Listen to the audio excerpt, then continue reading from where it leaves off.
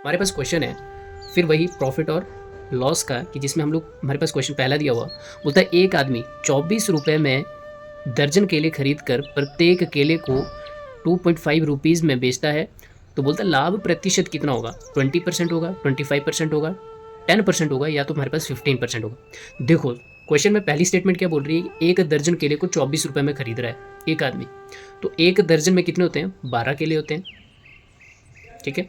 तो ये कितना आ जाता है, इसका कॉस्ट प्राइस कितना है हमारे पास, कितना है 24 रुपये, 24 RS आ गया। तो देखो जब ये आपस में कटेगा कितना हो जाएगा, एक, और यहाँ पे कितना आ जाएगा मेरे पास 2, ठीक है। जब कटेगा आपस में तो एक केले का जो मेरे पास कॉस्ट प्राइस है वो कितना आ जाता है, 2 रुपीज़ आ जाता है। एक केले का जो मेरे पास कॉस्ट प्राइस है वो कितना आ जाता है, 2 रुपीज़ आ जाता है।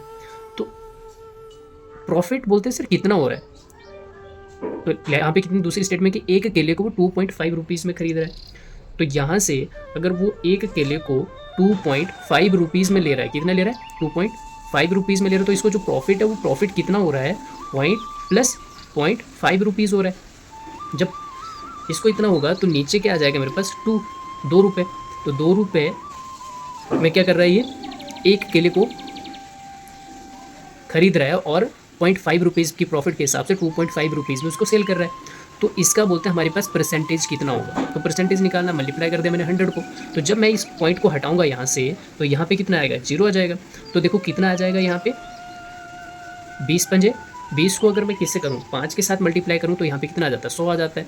तो यहाँ पे भी अब 5 है, तो यहाँ पे भी 5 है, तो 5 गुना 5 कितना हो जाएगा मेरे पास, यहाँ पे 25% हो जाएगा। तो यहाँ पे आंसर जो है मेरे पास बी जो है करेक्ट निकल के आ जाता है।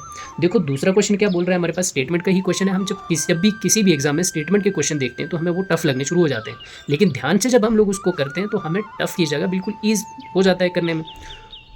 बोलता है एक आदमी कुल 15 रुपये में एक जैसी 15 वस्तुएं खरीदता है, यदि उनमें से प्रत्येक को 1.25 रुपये में बेचे तो लाभ प्रतिशत कितना होगा, 8% होगा, 32% होगा, 23% होगा, या तो फिर 50% होगा।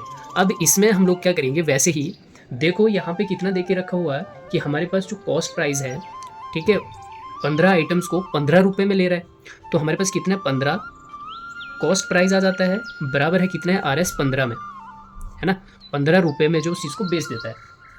अगर ये 15 रुपये में ले रहा है तो मेरे पास कितना आ जाएगा, जब ये कटेगा आपस में कटेगा तो एक आइटम्स मेरे पास 1 रुपये में जा रही है।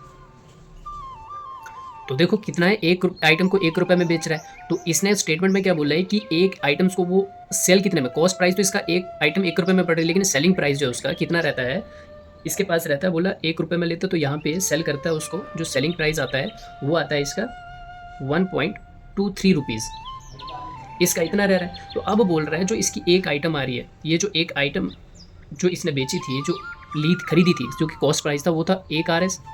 अब जो अब इसके पास सेलिंग प्राइस आ रहा है, तो सेलिंग प्राइस जो है वो निकल के आ रहा है 1.23 RS, राइट। तो क्या करना है, जो इसका और इसके बीच का जो डिफरेंस आ रहा है कितना आ रहा है, 0.23 आ रहा है, और वो भी प्रॉफिट हो रहा है, इसको प्लस आ जाएगा। तो जब इसको मैं डिवाइड कर दूंगा 100 के साथ, जब डिवाइड कर दूंगा 100 के साथ और इसका जो परसेंटेज निकालूंगा मैं, जब इसका परसेंटेज निकालूंगा तो कितना आ जाएगा, देखो कि यहाँ पे देखो हमारे पास ये हट गया यहाँ से, तो बचेगा कितना, यहाँ पे 100 और यहाँ पे भी 100, परसेंटेज को हटा दिया मैंने। जब परसेंटेज को हटा दिया तो क्या हो जाएगा, 100 के साथ 100 जो है कैंसिल हो जाएगा, जो आंसर कितना है मेरे पास 23 आ जाएगा। तो दैट मीन्स हमारे पास इससे आंसर जो है सी जो है वो करेक्ट निकल के आ जाता है।